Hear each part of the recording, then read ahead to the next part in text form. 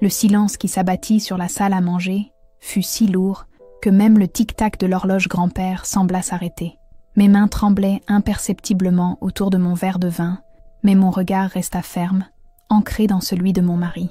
Thierry se tenait debout, les joues rouges d'excitation, savourant ce qu'il croyait être son moment de triomphe.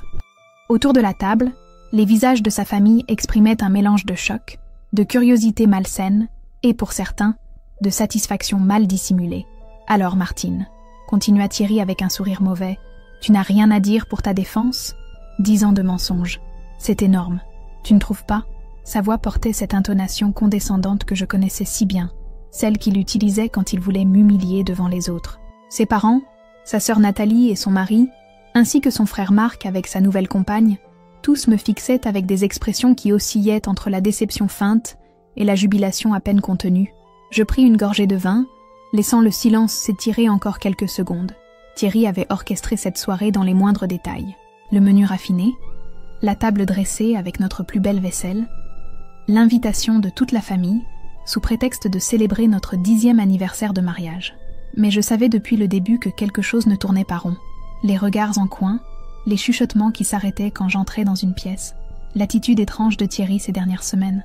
J'aurais dû me douter qu'il mijotait quelque chose. « Tu as raison », dis-je finalement, posant mon verre avec précaution. J'ai menti. Un murmure parcourut l'assemblée. Nathalie échangea un regard victorieux avec sa belle-mère, tandis que le père de Thierry, Claude, affichait un sourire satisfait. Je ne suis pas avocate. Je ne l'ai jamais été. Le silence qui suivit fut différent du précédent. Plus tendu, plus électrique. Thierry sembla déstabilisé par ma facilité à avouer, comme s'il s'était attendu à ce que je me débatte, que je nie ou que je pleure. Mais j'étais loin d'avoir fini. Cependant, repris-je en me levant lentement, il y a une chose que vous devez savoir. Ma voix était calme, posée, avec cette autorité naturelle que j'avais développée au fil des années. Je suis juge au tribunal de grande instance. Juge d'instruction, pour être précise. L'effet fut immédiat. Les sourires se figèrent sur les visages. Les regards se troublèrent. Claude, qui avait commencé à ricaner, s'arrêta net, la bouche entr'ouverte. Thierry, lui, pâlit d'un coup, comme si tout son sang avait reflué de son visage. « Quant à votre fils, » continuai-je en regardant Claude droit dans les yeux, « il a quelques petites choses à vous expliquer concernant ses activités professionnelles récentes. » L'ambiance bascula instantanément. La satisfaction malveillante céda place à une tension palpable. Thierry fit un pas vers moi, le visage décomposé. « Martine, qu'est-ce que tu fais ?» murmura-t-il, mais sa voix trahissait une peur qu'il ne pouvait plus dissimuler. « Je fais ce que j'aurais dû faire depuis longtemps, » répondis-je. « Dire la vérité. Toute la vérité. » Nathalie intervint, visiblement désorientée par le tour que prenaient les événements. « Attends, Martine, tu es vraiment juge ? Mais alors pourquoi nous avoir fait croire que tu étais avocate ?» Je me tournai vers elle, cette femme qui m'avait toujours traitée avec condescendance, me considérant comme une petite bourgeoise qui avait eu la chance d'épouser son frère. Parce que quand j'ai rencontré Thierry, il m'a supplié de ne pas révéler ma véritable profession. Il prétendait que cela pourrait nuire à ses affaires. J'ai accepté par amour, par naïveté peut-être. Mais aujourd'hui, je réalise que c'était surtout parce qu'il savait déjà qu'un jour, ma profession pourrait lui poser problème. Thierry se laissa tomber sur sa chaise, les mains tremblantes. « Martine, s'il te plaît, pas devant ma famille. »« Ta famille ?» Je ris amèrement. « Tu veux dire la famille devant laquelle tu viens de m'humilier publiquement ? Celle qui se délectait de ma supposée déchéance ?» Mon regard balaya l'assemblée. « Vous vouliez un spectacle ? Vous allez en avoir un. » Marc, le frère de Thierry, tenta de détendre l'atmosphère. « Bon, on se calme tous. Martine, si tu es vraiment juge, c'est impressionnant. Mais pourquoi toute cette mise en scène ? Parce que votre frère est sous le coup d'une enquête judiciaire. Lâchais-je. Fraude fiscale, blanchiment d'argent, corruption. L'affaire va éclater dans les médias la semaine prochaine. » Le silence qui suivit fut assourdissant. Claude se leva brusquement, renversant son verre. « Qu'est-ce que tu racontes ? Thierry, dis-lui quel délire !» Mais Thierry ne disait rien. Il me regardait avec un mélange de terreur et de rage, comme un animal pris au piège. Je voyais dans ses yeux qu'il réalisait enfin l'ampleur de sa situation. Pendant des mois, il avait cru pouvoir me manipuler, me contrôler, jouer avec moi comme avec une marionnette. Il n'avait jamais imaginé que je puisse être au courant de ses activités illégales. « Martine, » murmura-t-il finalement, « tu ne peux pas... Nous sommes mariés. »« Justement, » répondis-je, « nous sommes mariés. Et tu sais ce que cela signifie ? Que pendant 10 ans, j'ai été complice involontaire de tes magouilles. que j'ai signé des déclarations fiscales frauduleuses, que j'ai cautionné tes montages financiers douteux, que j'ai été l'épouse modèle qui ne pose pas de questions. La mère de Thierry, Françoise, intervint d'une voix tremblante. « Martine, tu ne peux pas accuser mon fils sans preuves. » « Des preuves ?» Je sortis de mon sac une chemise que j'avais soigneusement préparée. « Voulez-vous que je vous montre les virements suspects vers des comptes offshore? Les fausses factures? Les pots de vin versés à des élus locaux pour obtenir des marchés publics ?» Thierry bondit de sa chaise. « Où est-ce que tu as trouvé ça? » « Dans ton bureau, dans tes ordinateurs, dans tes téléphones. Tu n'es pas très prudent, Thierry. Pour quelqu'un qui prétend être un homme d'affaires malin, tu laisses des traces partout. » L'ambiance dans la salle à manger était devenue suffocante. Nathalie regardait son frère avec des yeux ronds, réalisant peut-être pour la première fois que l'homme qu'elle admirait tant n'était qu'un escroc. Marc semblait pétrifié, probablement en train de se demander si ses propres affaires avec Thierry pouvaient le compromettre. « Mais pourquoi maintenant ?» demanda Françoise, les larmes aux yeux. « Si tu savais tout ça, pourquoi avoir attendu si longtemps ?» Je me rassis, croisant les mains devant moi, parce que j'espérais qu'il changerait, parce que je l'aimais, parce que je pensais qu'il finirait par se rendre compte de l'impasse dans laquelle il s'engageait. Je regardais Thierry, qui évitait mon regard. Mais surtout, parce que je voulais rassembler suffisamment de preuves pour être certaine qu'il ne pourrait pas s'en sortir. « Tu m'as espionné » murmura Thierry, l'accusation dans la voix. « Je t'ai observé » corrigeai-je. J'ai regardé l'homme que j'aimais se transformer en quelqu'un que je ne reconnaissais plus. J'ai vu comment tu traitais tes employés, comment tu manipulais tes clients, comment tu mentais effrontément à tout le monde, y compris à moi. La tension était à son comble. Claude, qui avait toujours considéré son fils comme un modèle de réussite, semblait vieilli de 10 ans en quelques minutes. « Thierry, dis-moi que ce n'est pas vrai. Dis-moi que ta femme ment. » Thierry leva enfin les yeux vers son père. Ce que je vis dans son regard me serra le cœur malgré tout. La honte, la peur, mais aussi une forme de soulagement. Comme si, au fond, il était fatigué de mentir, de jouer un rôle, de prétendre être quelqu'un qu'il n'était pas. « Papa, » dit-il d'une voix brisée, « je suis désolé. » Ce fut comme si une bombe avait explosé dans la pièce. Françoise se mit à pleurer, Claude s'effondra sur sa chaise, et Nathalie poussa un cri d'incrédulité. Marc, lui, se contenta de secouer la tête, comme s'il avait toujours su que ce moment arriverait. « Combien ?» demanda Claude d'une voix à peine audible. « Pardon ?» fit Thierry. « Combien tu as volé ?» Thierry hésita, puis murmura « Environ 3 millions d'euros. » Le chiffre tomba comme un coup près. Françoise sanglota plus fort, et Claude sembla se recroqueviller sur lui-même. Nathalie regardait son frère comme si elle le voyait pour la première fois. « 3 millions, » répéta Claude. « Mon Dieu, Thierry, qu'est-ce que tu as fait ?»« J'ai voulu réussir, » répondit Thierry, la voix tremblante. « J'ai voulu vous rendre fier. J'ai voulu que Martine soit fière de moi. Mais tout s'est emballé, et je n'ai plus réussi à m'arrêter. »« Et maintenant ?» demanda Marc. « Qu'est-ce qui va se passer maintenant ?» Tous les regards se tournèrent vers moi. J'étais redevenu le centre de l'attention. Mais cette fois, ce n'était plus pour m'humilier. C'était parce que j'étais la seule à connaître la réponse à cette question cruciale. « Maintenant, » dis-je lentement, « Thierry va devoir répondre de ses actes devant la justice. L'enquête est entre les mains de mes collègues. Je me suis récusée, évidemment, pour conflit d'intérêts. »« Tu l'as dénoncé ?» s'exclama Nathalie, outrée. « Je n'ai pas eu à le faire, » répondis-je. « Ses victimes s'en sont chargées. Plusieurs clients spoliés ont porté plainte. Les services fiscaux ont lancé un contrôle. Les dominos sont en train de tomber un par un. » Thierry me regardait avec un mélange d'amertume et de résignation. « Tu aurais pu me prévenir. Tu aurais pu me laisser le temps de tout arranger. »« Tout arranger ?» Ma voix se durcit. « Tu veux dire tout camoufler? Faire disparaître les preuves? Intimider les témoins? Non, Thierry. Il est trop tard pour ça. »« Mais tu es sa femme !»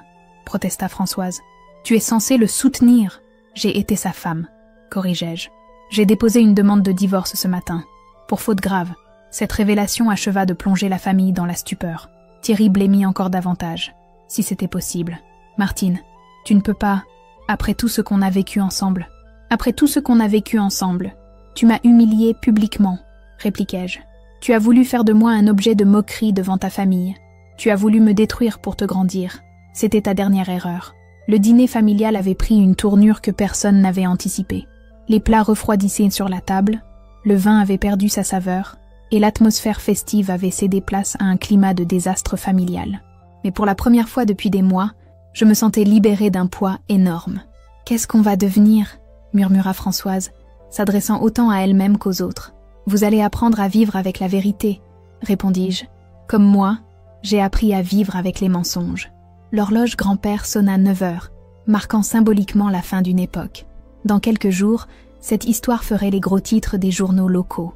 L'empire commercial de Thierry s'effondrerait, sa réputation serait ruinée, et sa famille devrait faire face aux conséquences de ses actes. Mais ce soir, dans cette salle à manger où il avait voulu me briser, j'étais celle qui était restée debout. J'étais celle qui avait dit la vérité. Et pour la première fois depuis longtemps, je me sentais enfin libre d'être moi-même. Le lendemain matin, je me réveillais dans la chambre d'amis de ma sœur Émilie, les événements de la veille me revenant en mémoire comme les pièces d'un puzzle qui se remettent en place. Après avoir quitté la maison familiale des Durand dans un silence de mort, j'avais roulé jusqu'à Lyon, incapable de supporter l'idée de retourner dans le foyer que j'avais partagé avec Thierry pendant 10 ans. Mon téléphone n'avait cessé de vibrer durant la nuit. Des messages de Thierry, d'abord suppliants, puis accusateurs, puis désespérés. Des appels de sa mère, de sa sœur, même de son père. Je les avais tous ignorés. Il était temps qu'ils comprennent que leur tentative de manipulation n'avait plus d'emprise sur moi. Émilie frappa doucement à la porte avant d'entrer, un plateau avec du café et des croissants dans les mains.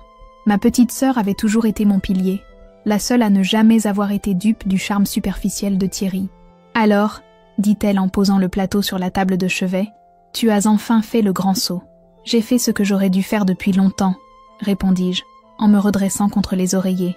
J'ai arrêté de mentir. À moi-même d'abord, puis aux autres. Émilie s'assit au bord du lit, son visage exprimant un mélange de fierté et d'inquiétude. Maman a appelé ce matin. Apparemment, Françoise Durand a tenté de la joindre hier soir. Elle voulait qu'elle intervienne pour que tu reviennes sur ta décision. Je ne pus m'empêcher de sourire amèrement. Bien sûr, maintenant qu'ils réalisent l'ampleur du désastre, ils veulent que je joue les épouses fidèles et solidaires. Trop tard, tu es sûre de toi? Pour le divorce, je veux dire. 10 ans de mariage. Ce n'est pas rien. Je bus une gorgée de café, réfléchissant à sa question. Tu sais, Émilie, ces 10 dernières années, j'ai eu l'impression de vivre la vie de quelqu'un d'autre. Martine l'avocate, épouse parfaite du brillant homme d'affaires Thierry Durand. Mais ce n'était pas moi. La vraie Martine, celle qui a travaillé dur pour devenir juge, celle qui croit en la justice, celle qui refuse les compromis avec l'intégrité, elle était enfouie sous cette façade. Mon téléphone sonna. Le nom de mon assistant au tribunal s'affichait sur l'écran. « Bonjour, maître Rousseau », dit la voix de Julien.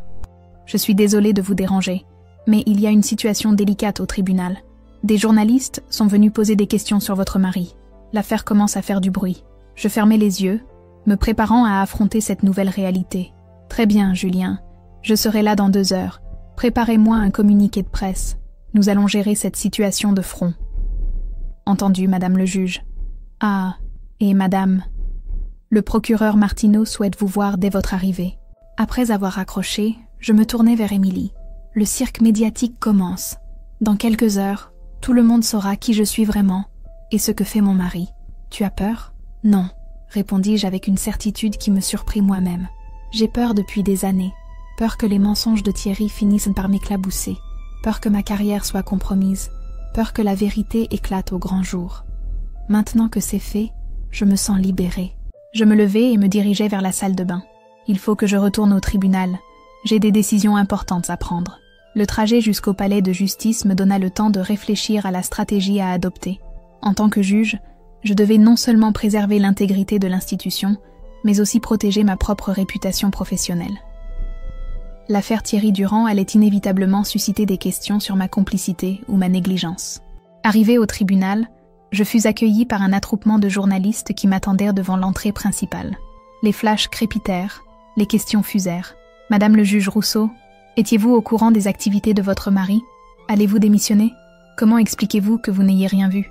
Je traversai la foule sans répondre, gardant un visage impassible. Julien m'attendait dans mon bureau, une pile de journaux sur la table. « L'affaire fait déjà la une du Progrès de Lyon », m'annonça-t-il. « Et France Bleu a diffusé un flash spécial ce matin. » Je parcourus rapidement les gros titres. Escroquerie à 3 millions d'euros, un homme d'affaires lyonnais dans le collimateur de la justice. La femme du fraudeur présumé était juge sans que personne ne le sache. Conflit d'intérêts au palais de justice. Le procureur Martineau vous attend dans son bureau, me rappela Julien. Pierre Martineau était un homme intègre, que je respectais profondément. Nous avions travaillé ensemble sur plusieurs affaires délicates, et je savais qu'il ne me jugerait pas hâtivement. Néanmoins, j'appréhendais cette entrevue. « Martine ?» dit-il en me voyant entrer. Asseyez-vous. Nous avons beaucoup de choses à discuter. Son bureau était spartiate, décoré uniquement de quelques photos de famille et de ses diplômes. Pierre avait toujours privilégié la substance à l'apparence, ce qui en faisait un magistrat respecté de tous. « Je suppose que vous êtes au courant de la situation, commençai-je. En partie seulement. J'aimerais que vous me donniez votre version des faits, sans faux fuyant. » Pendant 1 heure, je lui racontais tout. Ma découverte progressive des activités illégales de Thierry, mes tentatives pour le raisonner, ma décision de rassembler des preuves, et finalement ma rupture avec lui. Pierre m'écoutait sans m'interrompre, prenant des notes de temps en temps. « Vous vous rendez compte, dit-il finalement, que votre situation est particulièrement délicate. Vous avez été marié pendant 10 ans à un homme qui menait des activités frauduleuses. Vous avez signé des déclarations fiscales communes, vous avez bénéficié de son train de vie. Je sais, répondis-je, et je suis prête à en assumer les conséquences. Quelles conséquences? Celles que vous et le Conseil supérieur de la magistrature jugerez appropriées. Sanctions disciplinaires, mutation, rétrogradation. Je ne me plaindrai pas. » Pierre se leva et fit quelques pas vers la fenêtre. « Martine, vous êtes un excellent juge. Votre intégrité n'a jamais été mise en question. Vos décisions sont toujours motivées et équilibrées. Vous avez la confiance de vos collègues et le respect du barreau. Mais la situation est inédite. Nous devons réfléchir à la meilleure façon de gérer cette crise sans compromettre l'image de l'institution. » Mon téléphone vibra. Un message de Thierry. « Il faut qu'on se parle. J'ai des choses importantes à te dire. RDV au Café de la Paix à 18h, s'il te plaît. » Je montrai le message à Pierre. « Il veut me voir. Vous allez y aller? Je ne sais pas. Une partie de moi a envie de tourner la page définitivement. Mais une autre partie pense que je lui dois au moins une explication. Martine, soyez prudente. Votre mari est désormais un homme aux abois. Il est capable de tout pour essayer de sauver sa peau, y compris de vous compromettre davantage. » En sortant du bureau du procureur, je croisai Maître Delacroix, un avocat que je connaissais bien. Son visage exprimait une gêne évidente. « Bonjour, Madame le juge. Je voulais vous dire que je suis désolée pour ce que vous traversez. Merci, maître. J'apprécie votre soutien. Si je peux me permettre une suggestion, vous devriez peut-être envisager de prendre un avocat pour vous protéger. J'y penserai. » De retour dans mon bureau, je trouvai Julien en train de trier une pile de messages. « Plusieurs confrères ont appelé pour vous exprimer leur soutien, » m'annonça-t-il. « Et aussi, votre belle-mère a téléphoné 3 fois. Elle insiste pour vous parler. Pas aujourd'hui. Et peut-être jamais. » L'après-midi passa rapidement entre les audiences reportées, les dossiers en cours et les coups de téléphone de journalistes que Julien filtrait avec diplomatie. Vers 17h, je pris ma décision concernant le rendez-vous avec Thierry. Le Café de la Paix était un lieu que nous fréquentions au début de notre relation, quand nous étions encore étudiants, et que l'avenir nous semblait plein de promesses. Thierry était déjà là quand j'arrivais, assis à une table du fond, les traits tirés, le regard fuyant. « Merci d'être venu », dit-il en se levant à demi quand je m'assis en face de lui. « J'ai failli ne pas venir », répondis-je. « J'espère que tu as quelque chose d'important à me dire. » Il commanda un whisky, moi un thé. Nous restâmes silencieux pendant quelques minutes, le poids de 10 années de mariage pesant entre nous comme une chape de plomb. « Martine, » commença-t-il finalement, « je sais que j'ai tout gâché. Je sais que tu me détestes, et tu as raison. Mais il faut que tu saches que je t'aime. Je t'ai toujours aimé. Tu as une drôle de façon de le montrer, » répliquai-je. « M'humilier devant ta famille, c'était un acte d'amour. » Non, c'était de la lâcheté. J'avais peur que tu découvres la vérité, alors j'ai préféré prendre les devants. Je me suis dit que si j'arrivais à te faire passer pour une menteuse, les gens ne te croiraient pas si tu parlais de mes affaires. Donc tu étais au courant que je savais? J'avais des soupçons, tu posais des questions bizarres, tu fouillais dans mes affaires. Et puis, il y a eu cette histoire avec mon ordinateur portable. J'avais oublié de le verrouiller, et quand je suis revenue, il était dans une position différente. Je me souvenais de cet épisode. C'était il y a 6 mois, et c'était effectivement ce jour-là que j'avais découvert l'existence des comptes offshore. Tu aurais pu m'en parler, dis-je. Tu aurais pu tout m'expliquer, arrêter tes magouilles, essayer de réparer les dégâts. J'ai essayé. Tu ne t'en souviens pas? J'ai tenté plusieurs fois d'aborder le sujet, mais tu changeais de conversation. Tu ne voulais pas savoir. Il avait raison, et cela me mit mal à l'aise. Il y avait eu ces moments où Thierry avait semblé vouloir me confier quelque chose d'important, mais j'avais préféré l'ignorer, comme si une partie de moi préférait ne pas savoir. Peut-être, admis-je. Mais maintenant, c'est trop tard. Le mal est fait. Il n'est jamais trop tard, Martine. On peut encore s'en sortir. Ensemble. Ensemble? Je ne pus retenir un rire amer. Thierry, tu vas être arrêté dans les prochains jours. Tu vas passer en jugement et très probablement en prison. Tu crois vraiment qu'on peut encore s'en sortir? Je peux tout rembourser. J'ai des contacts, des appuis. Si tu acceptes de retirer ta demande de divorce, si tu me soutiens publiquement, je peux limiter les dégâts. En gros, tu veux que je devienne ta complice officielle. Je veux que tu redeviennes ma femme. Je n'ai jamais été ta femme, Thierry. J'ai été l'accessoire de ta réussite sociale, la caution respectable de tes affaires douteuses. Mais ta femme, au sens où l'entendent les gens normaux, jamais. Il vida son verre d'un trait et en commanda un autre. Qu'est-ce que tu veux? De l'argent? Je peux t'en donner. Une maison? Tu peux garder la nôtre. Tu veux que je reconnaisse publiquement mes torts? Je le ferai. Je veux que tu me laisses tranquille. Martine, s'il te plaît, tu ne peux pas me faire ça. Pas maintenant. Pas quand j'ai le plus besoin de toi. Sa voix se brisa légèrement sur les derniers mots, et pendant un instant, je revis l'homme dont j'étais tombée amoureuse 20 ans plus tôt. Puis je me souvins de la soirée de la veille, de son sourire cruel quand il m'avait humiliée devant sa famille. « Tu sais ce qui m'a fait le plus mal hier soir ?» lui demandai-je. « Ce n'est pas que tu aies découvert mes mensonges, c'est le plaisir que tu prenais à me détruire, le bonheur que je lisais dans tes yeux quand tu me voyais souffrir. Je ne voulais pas te faire souffrir, je voulais juste... Tu voulais juste quoi? Me rabaisser pour te sentir supérieur, me faire payer d'être ce que tu n'es pas, une personne intègre ?» Thierry me regarda longuement, et je vis dans ses yeux qu'il réalisait enfin que c'était fini, que rien de ce qu'il pourrait dire ou faire ne me ramènerait vers lui. « Très bien, » dit-il finalement. « Si c'est comme ça que tu veux que ça se termine, soit. Mais souviens-toi que tu m'as menti pendant 10 ans. Tu n'es pas si pur que ça. Tu as raison, j'ai menti, et je le regrette amèrement. Mais mes mensonges visaient à protéger notre couple. Les tiens visaient à protéger tes crimes. » Je me levai, laissant de l'argent sur la table. « Adieu Thierry. J'espère que tu trouveras la force de réparer une partie du mal que tu as fait. » En sortant du café, je sentis comme un poids qui s'envolait de mes épaules. Cette conversation avait été douloureuse, mais nécessaire. Elle marquait définitivement la fin d'une époque et le début d'une nouvelle vie. Mon téléphone sonna. C'était Émilie. « Alors, comment ça s'est passé ?» Exactement comme je l'avais prévu. Il est désespéré, mais pas repentant. Il veut que je l'aide à s'en sortir. Et tu vas le faire? Non, j'ai assez donné. Bien. Tu rentres à la maison? Oui. Et demain, je commence ma nouvelle vie. En raccrochant, je réalisais que pour la première fois depuis des années, j'avais hâte de voir ce que l'avenir me réservait. Même si cet avenir s'annonçait compliqué, au moins, il serait authentique.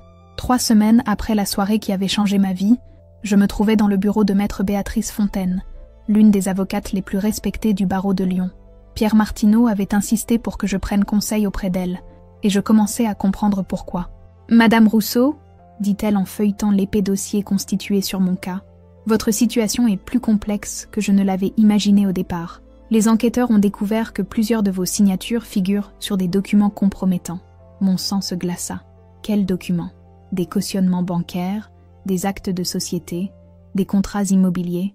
Votre mari a utilisé votre statut de magistrat pour rassurer ses partenaires et obtenir des financements. Mais j'ai signé ces documents en toute bonne foi. Thierry me disait que c'était pour des investissements légitimes. Je vous crois, répondit maître Fontaine. Le problème, c'est que le juge d'instruction chargé de l'affaire, maître Dubois, semble considérer que vous avez fait preuve d'une négligence coupable. Il envisage de vous mettre en examen pour complicité. La pièce se mit à tourner autour de moi. Être mise en examen signifiait la fin de ma carrière, la destruction de ma réputation, et probablement des années de procédure judiciaire. « Qu'est-ce que nous pouvons faire ?» demandai-je d'une voix que je ne reconnus pas. « Nous préparer à nous défendre, et espérer que les éléments que vous avez rassemblés contre votre mari joueront en votre faveur. » En sortant du cabinet, je trouvai Julien qui m'attendait dans la voiture. Depuis le début du scandale, mon fidèle assistant avait décidé de me servir de chauffeur pour éviter les journalistes qui me harcelèrent constamment. « Mauvaise nouvelle ?» demanda-t-il en voyant mon visage.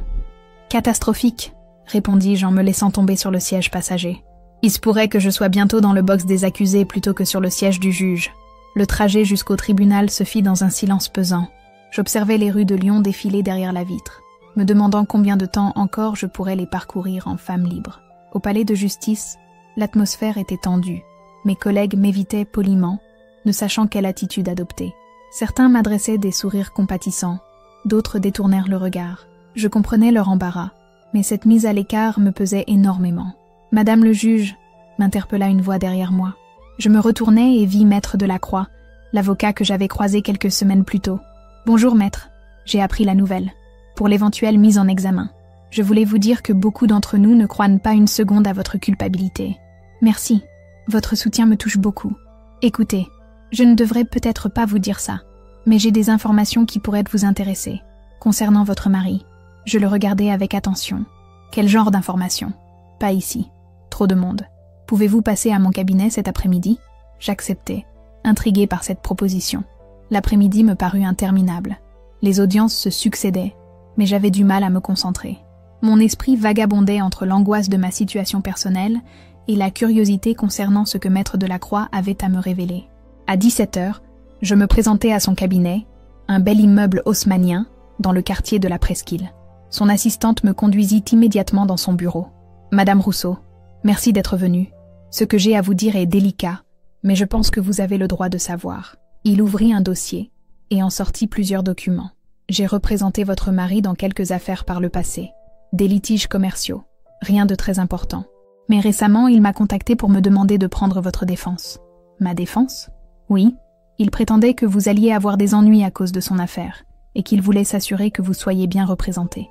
Il était même prêt à payer mes honoraires. J'espère que vous avez refusé. Bien sûr. Mais ce qui m'a intrigué, c'est qu'il semblait déjà savoir que vous risquiez d'être mis en examen. Or, à cette époque, même les enquêteurs ne l'envisageaient pas encore. Je fronçai les sourcils. Qu'est-ce que vous insinuez? Je pense que votre mari a délibérément orienté l'enquête vers vous. Il a fourni aux enquêteurs des documents qui vous compromettent en prétendant coopérer avec la justice. Cette révélation me fit l'effet d'une gifle. Vous en êtes sûr? J'ai mes sources au sein de la police judiciaire. Votre mari a remis aux enquêteurs un dossier complet sur vos finances communes, en insistant sur votre rôle dans certaines opérations. Il prétend que vous étiez au courant de tout et que vous l'avez même conseillé sur certains montages. C'est faux. Je n'ai jamais... Je vous crois. Mais voyez-vous, Madame Rousseau, votre mari est plus malin que vous ne le pensez. Il a compris que sa seule chance de s'en sortir était de vous faire porter une partie de la responsabilité. En tant que magistrat, vous faites un bouc émissaire idéal. Je me levai et fis quelques pas vers la fenêtre, essayant de digérer cette information. Thierry, l'homme que j'avais aimé pendant 10 ans, était en train de me détruire pour sauver sa peau. Qu'est-ce que je peux faire? Demandai-je. Contre-attaquer? Montrer que vous étiez vous-même victime de ces manipulations? Prouver que vous avez agi de bonne foi? Avec quels éléments? Vous m'avez dit que vous aviez rassemblé des preuves contre lui. Il est temps de les utiliser. En rentrant chez Émilie ce soir-là, je me sentais à la fois révoltée et déterminée. Thierry avait franchi une ligne rouge en tentant de me compromettre. Il était temps que je cesse de jouer la défensive et que je passe à l'offensive. « Tu as une tête de déterré », me dit ma sœur en me voyant. « Qu'est-ce qui s'est passé ?» Je lui racontai ma conversation avec Maître Delacroix. Émilie écouta en silence, son visage exprimant une colère croissante. « Ce salaud » lâcha-t-elle finalement. « Après tout ce que tu as fait pour lui, il essaie de te faire porter le chapeau. Il faut que je riposte. Je ne peux pas le laisser me détruire. Qu'est-ce que tu comptes faire? Utiliser tout ce que j'ai contre lui, et peut-être même plus. » Le lendemain matin, je demandai à Julien de me préparer tous les documents que j'avais rassemblés sur les activités de Thierry. Il y en avait des centaines. Relevés bancaires, contrats, correspondances, enregistrements téléphoniques. J'avais constitué un véritable dossier d'accusation. « Vous voulez que je contacte le juge d'instruction ?» demanda Julien. « Non, pas encore. Je veux d'abord m'assurer que nous avons tout. Et je veux aussi savoir exactement ce que Thierry a dit aux enquêteurs. » C'est alors que me vint une idée risquée, mais qui pourrait s'avérer payante. J'appelai Maître Fontaine. « Maître, est-il possible d'avoir accès aux déclarations de mon mari aux enquêteurs? » Normalement, non. Mais dans le cadre de votre propre défense, nous pourrions peut-être obtenir communication du dossier. Faites le nécessaire. Je veux savoir exactement ce qu'il a dit sur moi. L'attente fut longue. Pendant plusieurs jours, je continuais à exercer mes fonctions de juge, tout en sachant que chaque décision que je prenais pourrait être remise en question si j'étais mise en examen. Cette épée de Damoclès au-dessus de ma tête était épuisante. Le vendredi suivant, Maître Fontaine m'appela. « J'ai obtenu une partie du dossier. Vous devriez venir le consulter. » 1 heure plus tard, j'étais dans son cabinet, feuilletant les déclarations de Thierry. Ce que je découvris dépassait mes pires craintes. Non seulement il prétendait que j'étais au courant de ses activités illégales, mais il affirmait également que j'avais utilisé mon statut de magistrat pour l'aider à échapper aux contrôles fiscaux. Il prétendait même que j'avais influencé certaines décisions judiciaires en sa faveur. « C'est de la diffamation pure et simple, dis-je, tremblante de rage. Pire que ça, répondit Maître Fontaine. C'est de la dénonciation calomnieuse. Votre mari invente des faits graves pour vous nuire. Qu'est-ce que nous pouvons faire? Déposez plainte contre lui. Et surtout, préparez votre défense en démontrant que ces accusations sont mensongères. » Ce soir-là, je passais des heures à relire les mensonges de Thierry, sentant la colère monter en moi. Cet homme avait non seulement détruit notre mariage, mais il tentait maintenant de détruire ma carrière et ma réputation. « Il faut que je le voie, » dis-je à Émilie. « Tu es folle? Après ce qu'il t'a fait? Justement, je veux qu'il me regarde dans les yeux et qu'il m'explique pourquoi il fait ça. Martine, c'est dangereux. Il peut enregistrer votre conversation, la déformer. Je m'en fiche. Je veux des réponses. » Le lendemain, j'appelai Thierry. Il décrocha à la première sonnerie, comme s'il attendait mon appel. « Martine, tu vas bien? »« Non, je ne vais pas bien. Et tu le sais très bien. De quoi tu parles? De tes déclarations aux enquêteurs, de tes mensonges, de ta tentative de me faire porter la responsabilité de tes crimes. » Un silence. Puis, « Je ne vois pas de quoi tu parles. »« Arrête, Thierry. J'ai lu ton dossier. Je sais ce que tu as dit sur moi. Écoute, Martine, je n'ai fait que dire la vérité. Si tu te sens coupable, c'est ton problème. La vérité, tu prétends que j'ai influencé des décisions judiciaires en ta faveur. Tu sais très bien que c'est faux. Prouve-le. » Ces deux mots me figèrent. Dans la voix de Thierry, j'entendais un mélange de défi et de désespoir.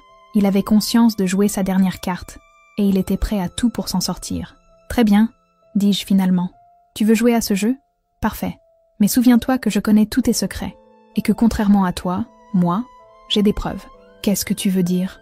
Tu vas le découvrir très bientôt. » Je raccrochais, tremblante de rage mais déterminée. Thierry venait de commettre une erreur fatale. En tentant de me détruire, il avait libéré en moi une force dont je ne me savais pas capable. Cette nuit-là, je ne dormis pas. Je passais des heures à préparer ma riposte, à organiser mes preuves, à planifier ma stratégie. Si Thierry voulait une guerre, il allait l'avoir. Le lundi suivant, je demandai à rencontrer le juge d'instruction du Bois. C'était un homme que je connaissais de réputation, réputé pour sa rigueur et son impartialité. « Madame Rousseau, » dit-il en me recevant dans son bureau, « j'imagine que vous souhaitez me parler de votre situation. En effet, j'aimerais vous remettre certains documents qui pourraient éclairer votre enquête. » Quel genre de documents? Des preuves que mon mari a monté un système de fraude complexe et que j'en ai été la victime autant que ses autres créanciers. Je posai sur son bureau une chemise contenant près de 200 pièces. Enregistrements téléphoniques, copies d'emails, relevés bancaires, témoignages de victimes que j'avais contactées. J'aimerais également porter à votre connaissance que mon mari a tenté de m'impliquer dans son affaire en faisant de fausses déclarations. Le juge Dubois feuilleta rapidement les documents. Ces éléments sont substantiels. Vous les détenez depuis longtemps? Depuis plusieurs mois. Je les ai rassemblés progressivement, en espérant que mon mari cesserait ses activités illégales. Pourquoi ne pas nous les avoir transmis plus tôt? Parce que j'espérais encore pouvoir sauver mon mariage. Mais aujourd'hui, face aux calomnies dont je suis victime, je n'ai plus le choix. Le juge me regarda longuement. « Madame Rousseau, ces documents, s'ils sont authentiques, changent considérablement la donne. Votre mari pourrait être accusé de dénonciation calomnieuse en plus de ses autres crimes. J'en suis consciente. Vous réalisez aussi que votre témoignage sera déterminant? Oui, et je suis prête à témoigner. » En sortant du bureau du juge, je me sentais libérée d'un poids énorme. J'avais enfin cessé de subir pour devenir actrice de ma propre défense. Thierry avait voulu me détruire, mais il venait de me donner les armes de sa propre perte. Le soir même, Maître Fontaine m'appela. « J'ai eu des nouvelles du parquet. Votre mari va être à nouveau entendu demain. Et cette fois, il risque une mise en examen pour dénonciation calomnieuse. » Parfait. Martine, je dois vous dire que votre situation s'améliore considérablement. Avec les éléments que vous avez fournis, il devient évident que vous étiez manipulée. Tant mieux. J'en ai assez d'être traitée comme une criminelle. Il y a cependant une chose que je dois vous demander. Êtes-vous prête à témoigner contre votre mari devant un tribunal? Je réfléchis quelques instants. Témoigner contre Thierry signifiait tourner définitivement la page sur notre histoire commune. Mais après tout ce qu'il m'avait fait subir, je n'hésitais pas. Oui, je suis prête. Cette nuit-là, je dormis paisiblement pour la première fois depuis des semaines. Demain, Thierry découvrirait que tenter de me détruire était la plus grande erreur de sa vie. Et moi, je commencerai enfin à reprendre le contrôle de mon destin. Le mardi matin, à 7h30, mon téléphone sonna. C'était Maître Fontaine. et sa voix trahissait une excitation contenue. « Martine, votre mari a été placé en garde à vue cette nuit. Les enquêteurs ont découvert qu'il tentait de quitter le territoire avec de faux papiers. Je me redressais dans mon lit, parfaitement réveillée. Quoi? Il voulait fuir? Apparemment, oui. Il a été interpellé à l'aéroport de Lyon-Saint-Exupéry vers minuit, avec un passeport belge au nom de Thomas Dubois et une valise contenant près de 200 000 € en liquide. Mon Dieu, il était vraiment prêt à tout. Ce qui est intéressant, c'est que les enquêteurs ont également saisi son téléphone portable. Et devinez quoi? Il contenait des enregistrements de vos conversations. Mon sang se glaça. Quels enregistrements? Notamment celui de votre dernière conversation téléphonique, celle où vous l'accusiez de mentir aux enquêteurs.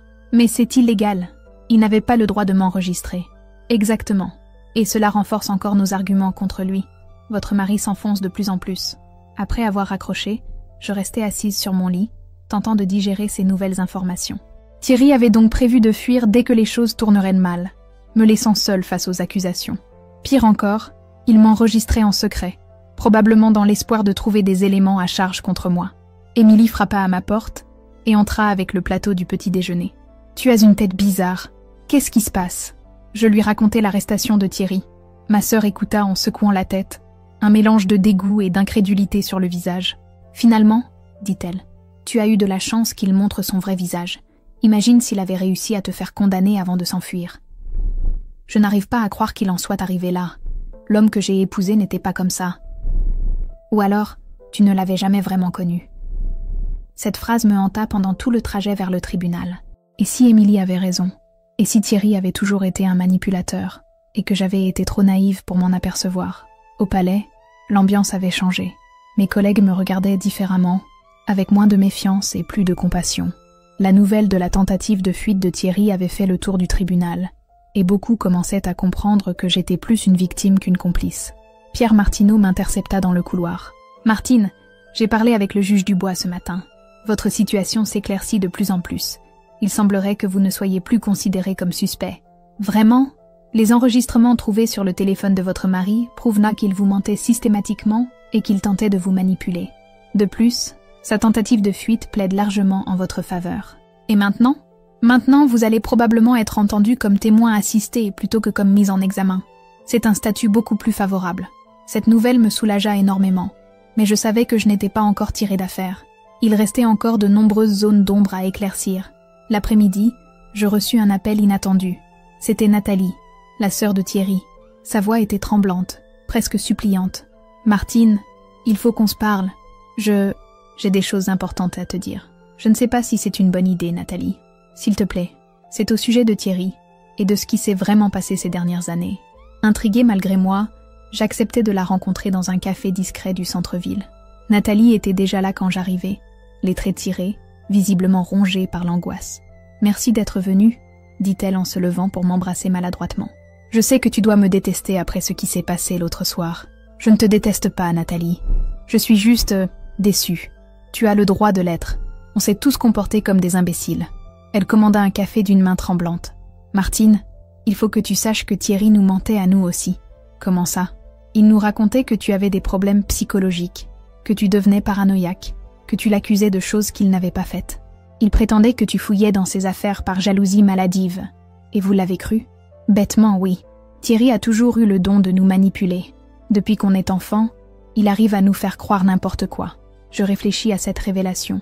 Cela expliquait l'attitude de la famille Durand lors du fameux dîner. Ils n'agissaient pas par méchanceté pure, mais parce qu'ils avaient été conditionnés par Thierry. Il y a autre chose, continua Nathalie. Marc et moi, on a fait quelques recherches après ton départ.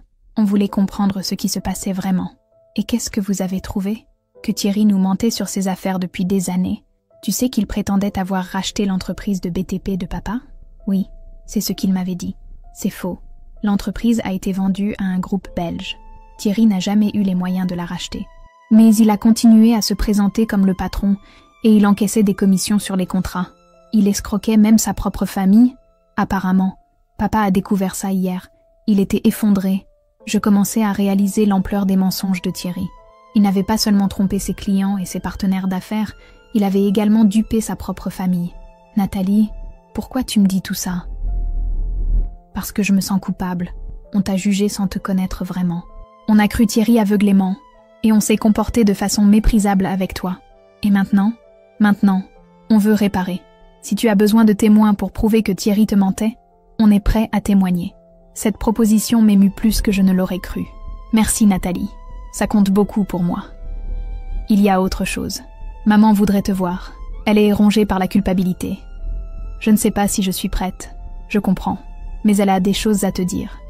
Sur l'enfance de Thierry. Des choses qui pourraient t'aider à comprendre. En rentrant chez Émilie ce soir-là, je réfléchis longuement à cette conversation. L'image que j'avais de Thierry continuait de se fissurer, révélant un homme que je n'avais jamais vraiment connu. Le lendemain, je reçus un appel du juge Dubois. Madame Rousseau, je souhaiterais vous entendre en tant que témoin assisté vendredi prochain. Pouvez-vous vous libérer? Bien entendu. Parfait. Ah, et Madame Rousseau, votre situation s'améliore de jour en jour. Les éléments que vous nous avez fournis s'avèrent déterminants. Le vendredi matin, accompagné de Maître Fontaine, je me présentais au bureau du juge d'instruction. L'audition dura près de 4 heures, durant lesquelles je racontais en détail ma vie avec Thierry, ses mensonges, ses manipulations, et ma découverte progressive de ses activités illégales. Madame Rousseau, dit finalement le juge Dubois, votre témoignage corrobore parfaitement les éléments de l'enquête. Il apparaît clairement que vous avez été manipulée et trompée par votre mari. Qu'est-ce que cela signifie pour moi? Que vous n'êtes plus considérée comme suspecte dans cette affaire. Vous êtes officiellement reconnue comme victime. En sortant du bureau, je sentis un poids énorme s'envoler de mes épaules. Après des semaines d'angoisse, j'étais enfin lavée de tout soupçon. C'est fini? Demandai-je à Maître Fontaine. Presque. Il reste encore le divorce à finaliser et peut-être quelques formalités administratives. Mais le plus dur est derrière vous. Ce soir-là, j'acceptai finalement de rencontrer Françoise, la mère de Thierry. Elle m'attendait dans un salon de thé, vieillie de 10 ans en quelques semaines. « Martine, dit-elle en me voyant, je ne sais pas comment te demander pardon. Il n'y a rien à pardonner, Françoise. Vous ne pouviez pas savoir. Si, j'aurais dû. J'aurais dû voir que Thierry avait des problèmes. » Elle essuya une larme. « Tu sais, quand il était petit, il mentait déjà. Pas des gros mensonges, juste des petites histoires pour éviter les ennuis ou pour impressionner ses camarades. Tous les enfants font ça. Oui, mais Thierry, c'était différent. Il croyait à ses propres mensonges. Et plus il grandissait, plus ses histoires devenaient élaborées. Vous pensez qu'il était malade? Je pense qu'il avait peur. Peur de ne pas être à la hauteur. Peur de nous décevoir. Claude a toujours été très exigeant avec lui. Cette conversation m'aida à mieux comprendre la personnalité de Thierry, sans pour autant excuser ses actes. Il était resté un enfant qui mentait pour éviter les problèmes, mais ses mensonges avaient fini par détruire des vies. Françoise, il faut que vous sachiez que malgré tout ce qui s'est passé, j'ai aimé Thierry. Sincèrement, je sais, et lui aussi t'aimait, à sa façon. Mais son amour était égoïste, possessif. Il voulait que tu sois ce qu'il imaginait, pas ce que tu étais vraiment. Le lundi suivant, je repris mes fonctions au tribunal avec un sentiment nouveau. L'épreuve que je venais de traverser m'avait transformée. J'étais plus forte, plus lucide, mais aussi plus humaine. Mes collègues m'accueillirent chaleureusement. Beaucoup me présentèrent leurs excuses pour leur attitude distante des dernières semaines. Je comprenais leur position et ne leur en voulais pas. « Madame le juge, me dit Julien en entrant dans mon bureau, vous avez reçu plusieurs demandes d'interview. Des journalistes voudraient connaître votre version de l'histoire. Pas maintenant. Peut-être plus tard, quand tout sera terminé. Très bien. Ah, et vous avez reçu une lettre. Elle vient de la prison. » Mon cœur se serra. C'était une lettre de Thierry, écrite de sa main, sur du papier réglementaire. « Chère Martine, je sais que tu ne veux plus entendre parler de moi, et je le comprends. Mais il fallait que je t'écrive cette lettre, avant qu'il ne soit trop tard. Je veux que tu saches que je regrette. Pas seulement ce que j'ai fait, mais la façon dont je t'ai traité. Tu méritais mieux que mes mensonges et mes manipulations. J'ai compris, maintenant que j'ai tout perdu, que tu étais la meilleure chose qui me soit jamais arrivée, et je l'ai détruite par orgueil et par lâcheté. Je ne te demande pas de me pardonner. Je te demande juste de ne pas me détester pour le reste de ta vie. Sois heureuse, Martine. Tu le mérites. Thierry. » Je repliai la lettre, les yeux humides. Malgré tout ce qu'il m'avait fait subir, je ne pouvais m'empêcher d'être émue par ces quelques lignes. C'était peut-être la première fois depuis des années que Thierry était sincère. Mais c'était trop tard. Beaucoup trop tard. Je glissai la lettre dans un tiroir de mon bureau et me remis au travail. J'avais une nouvelle vie à construire, et elle ne pouvait pas inclure Thierry. Cet après-midi-là, en sortant du tribunal, je croisai Maître Delacroix dans le hall. « Madame le juge, comment allez-vous ? » « Mieux, Beaucoup mieux. Tant mieux. Vous savez, votre affaire a fait réfléchir beaucoup de monde ici, sur l'importance de la vérité, de l'intégrité. J'espère au moins que mon histoire aura servi à quelque chose. Oh, croyez-moi, elle a servi. Vous êtes devenu un exemple pour beaucoup d'entre nous. En rentrant chez Émilie, je réalisais que c'était vrai. Mon histoire, aussi douloureuse soit-elle, avait peut-être un sens. Elle montrait qu'il était possible de survivre à la trahison, de se relever après la chute, de choisir la vérité même quand elle fait mal. « Tu as l'air sereine », me dit Émilie en me voyant. Je le suis. Pour la première fois depuis longtemps, je me sens en paix avec moi-même. Et maintenant, qu'est-ce que tu vas faire? Maintenant, je vais vivre, vraiment vivre, en étant moi-même, sans masque, sans mensonge. Cette nuit-là, je dormis profondément, sans cauchemar, sans angoisse. Demain serait le premier jour de ma nouvelle vie, et j'avais hâte de découvrir ce qu'elle me réservait. 6 mois après cette soirée qui avait bouleversé ma vie, je me tenais devant le miroir de ma nouvelle salle de bain, dans l'appartement que j'avais loué près des Halles de Lyon. Pour la première fois depuis des années, je me reconnaissais dans le reflet qui me faisait face. Mes traits s'étaient détendus, mes yeux avaient retrouvé leur éclat, et surtout, je portais sur le visage cette sérénité que donne la paix intérieure. Le procès de Thierry s'était ouvert la semaine précédente, et j'avais été appelée à témoigner. Voir mon ex-mari dans le box des accusés avait été plus douloureux que je ne l'avais imaginé. Il avait vieilli, maigri, et son regard fuyant ne ressemblait en rien à celui de l'homme confiant que j'avais épousé. Mais quand il avait croisé mon regard, j'y avais lu quelque chose que je n'avais jamais vu auparavant. De la honte. Une honte profonde, sincère, qui m'avait presque émue. Mon témoignage avait duré 3 heures. J'avais raconté notre histoire, les mensonges, les manipulations, ma découverte progressive de ces crimes. Le procureur m'avait questionné avec respect. L'avocat de Thierry avec une agressivité contenue qui ne m'avait pas impressionné. J'étais juge, après tout, et les salles d'audience n'avaient plus de secret pour moi. Madame Rousseau, m'avait demandé le président du tribunal, « Pensez-vous que votre mari vous aimait vraiment ?» Cette question m'avait prise au dépourvu. J'avais regardé Thierry, qui fixait ses mains, puis j'avais répondu, « Je pense qu'il m'aimait autant qu'il en était capable. » Mais son amour était empoisonné par l'égoïsme et le mensonge. Ce n'était pas l'amour dont j'avais besoin. À l'issue des plaidoiries, Thierry avait été condamné à 5 ans de prison ferme pour escroquerie, blanchiment d'argent et dénonciation calomnieuse. Il avait également été condamné à rembourser les 3 millions d'euros détournés, ce qui signifiait la saisie de tous ses biens. En sortant du tribunal ce jour-là, j'avais ressenti un mélange de soulagement et de tristesse. Justice était rendue, mais elle laissait un goût amer. Thierry avait détruit sa vie et celle de nombreuses autres personnes, y compris la mienne. Mais contrairement aux autres victimes, j'avais eu la force de me reconstruire. Ce matin-là, en me préparant pour aller au tribunal, je repensais à tout le chemin parcouru. Mon divorce avait été prononcé 3 mois plus tôt, aux torts exclusifs de Thierry. J'avais récupéré mon nom de jeune fille et repris officiellement mon identité de juge Martine Rousseau. Plus jamais je ne mentirais sur qui j'étais. Mon téléphone sonna. C'était Émilie, qui m'appelait comme tous les matins depuis le début de cette épreuve. « Alors, prête pour ta grande journée ?» me demanda-t-elle. « Plus que prête. J'ai hâte que ce soit fini. Tu vas voir Thierry après l'audience ?»« Non, c'est terminé, Émilie. Il faut que je tourne la page définitivement. Tu as raison. Au fait, tu n'as pas oublié le dîner de ce soir ? Bien sûr que non. Comment pourrais-je oublier ? Émilie organisait une petite fête pour célébrer ma renaissance, comme elle disait. Elle avait invité quelques amis proches, dont Pierre Martineau et Maître Fontaine, qui étaient devenus plus que des collègues durant cette épreuve.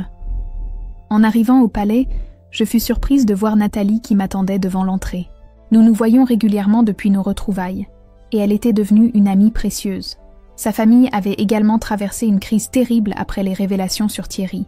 Claude avait fait une dépression, Françoise était suivie par un psychologue, et Marc avait dû vendre sa propre entreprise pour rembourser les dettes contractées avec son frère. « Martine », dit-elle en me voyant, « je voulais être là aujourd'hui. Pour toi.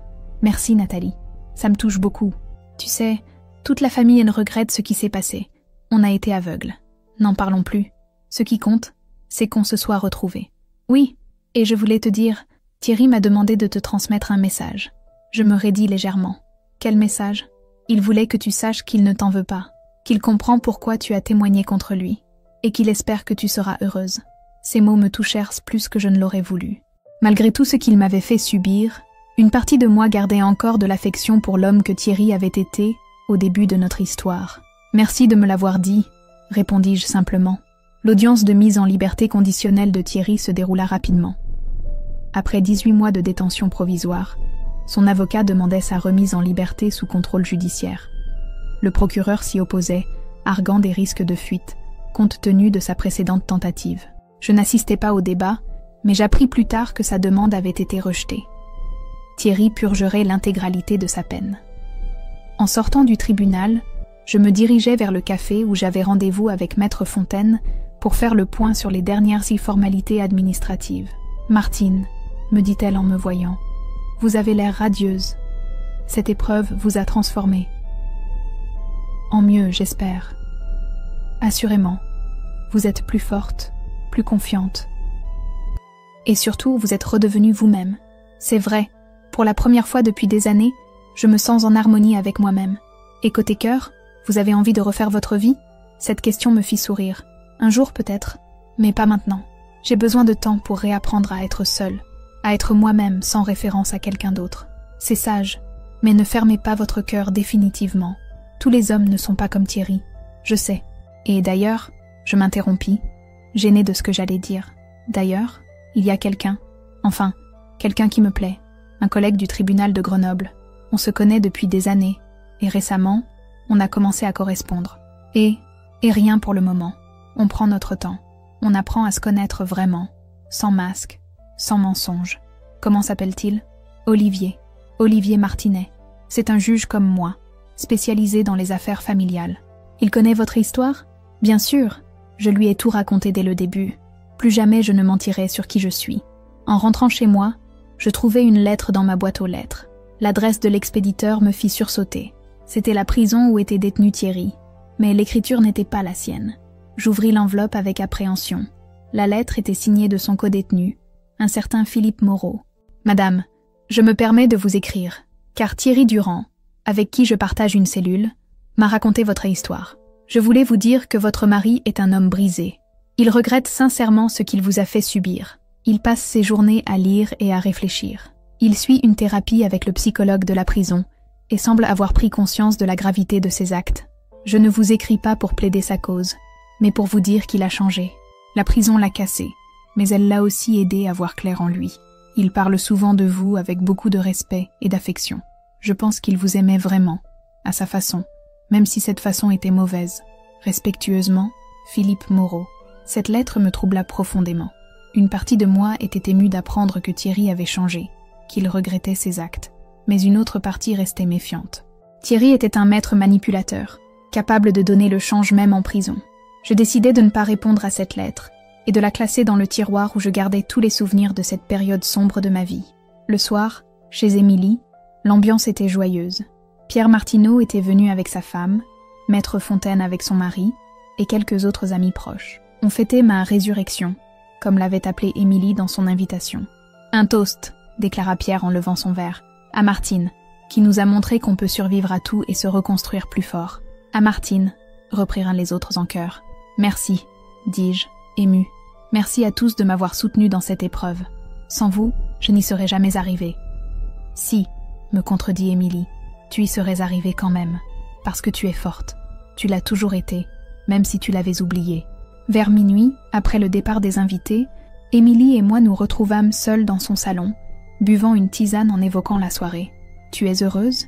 me demanda ma sœur. « Oui, vraiment heureuse, pour la première fois depuis des années. »« Tu ne regrettes rien ?»« Si, je regrette d'avoir menti pendant 10 ans. Je regrette de ne pas avoir eu le courage de quitter Thierry plus tôt. Je regrette d'avoir laissé la peur dicter mes choix pendant si longtemps. »« Mais tu ne regrettes pas d'avoir épousé Thierry ?» Cette question me fit réfléchir. Non, bizarrement non. Cette expérience, aussi douloureuse soit-elle, m'a appris énormément sur moi-même. Elle m'a montré de quoi j'étais capable, en bien comme en mal. En mal, j'ai été complice de ces mensonges pendant des années. J'ai fermé les yeux sur des signaux d'alarme évidents. J'ai préféré le confort de l'ignorance à la douleur de la vérité. Mais tu as fini par réagir. Oui, et c'est ça qui compte. Le lendemain matin, je me réveillais avec une sensation étrange. Pour la première fois depuis des mois, je n'avais pas pensé à Thierry en me levant. Mon esprit était tourné vers l'avenir, vers cette nouvelle vie qui s'offrait à moi. J'avais pris la décision de demander ma mutation. Lyon était trop chargé de souvenirs douloureux. Je voulais repartir de zéro ailleurs. Grenoble m'attirait particulièrement, et pas seulement à cause d'Olivier. Cette ville représentait pour moi un nouveau départ, loin de l'ombre de Thierry.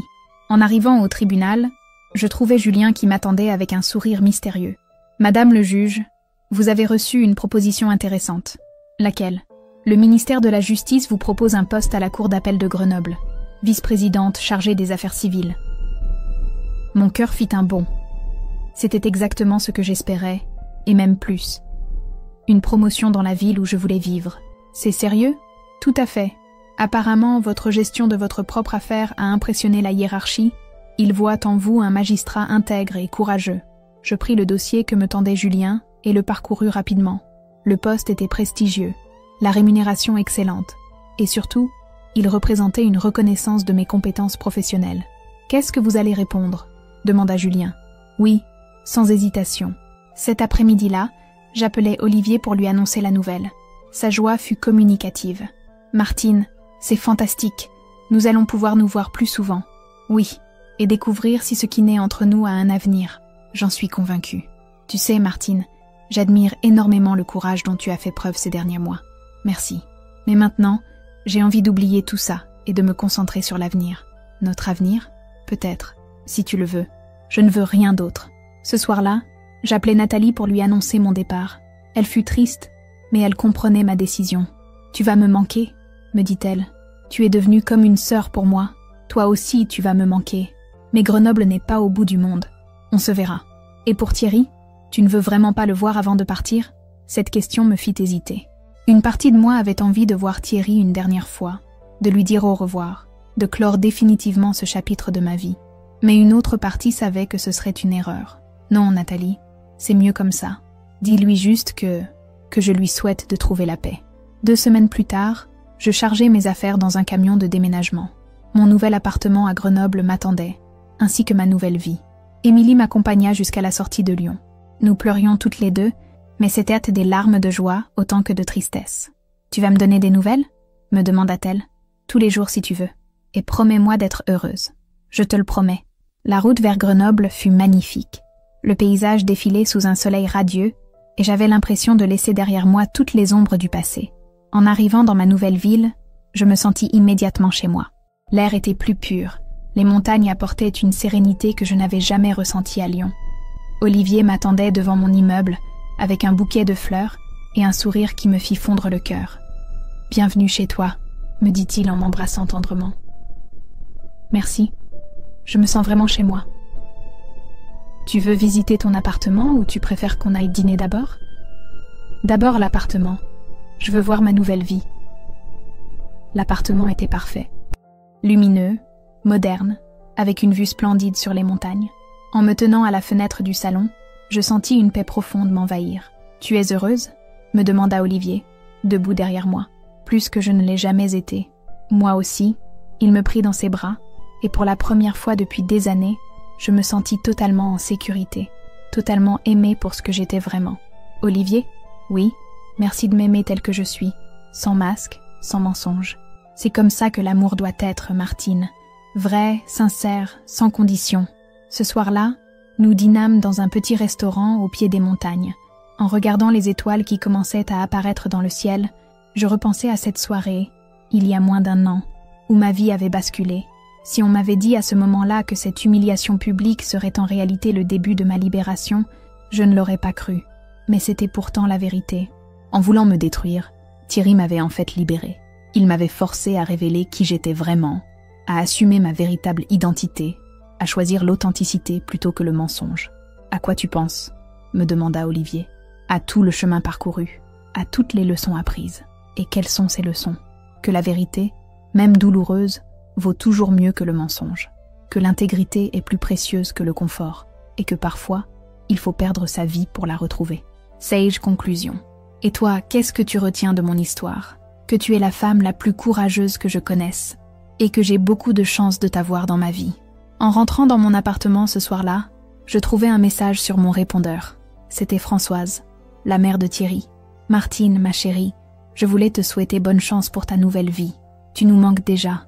Sache que tu seras toujours la bienvenue dans notre famille. Prends soin de toi. » Ce message me toucha profondément.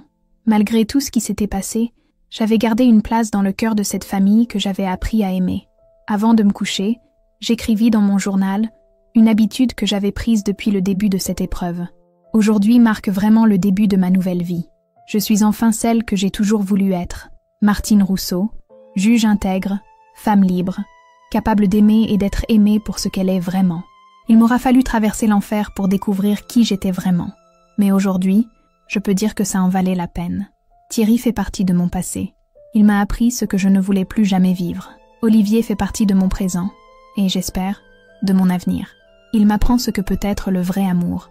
Demain, je commence mon nouveau poste. Demain commence vraiment ma nouvelle vie. Et pour la première fois depuis des années, j'ai hâte de voir ce que l'avenir me réserve. En fermant mon journal, je réalisais que l'histoire qui avait commencé par une humiliation publique se terminait par une renaissance. Parfois, il faut toucher le fond pour pouvoir remonter à la surface. Parfois, il faut accepter de voir sa vie exploser pour pouvoir la reconstruire sur des bases plus solides. Cette nuit-là, je dormis profondément, sans cauchemar, sans angoisse. Dans mes rêves, je volais au-dessus des montagnes, libre comme l'air, enfin débarrassée de tous les mensonges qui m'avaient si longtemps enchaînée. Au réveil, le soleil brillait sur Grenoble, et ma nouvelle vie m'attendait.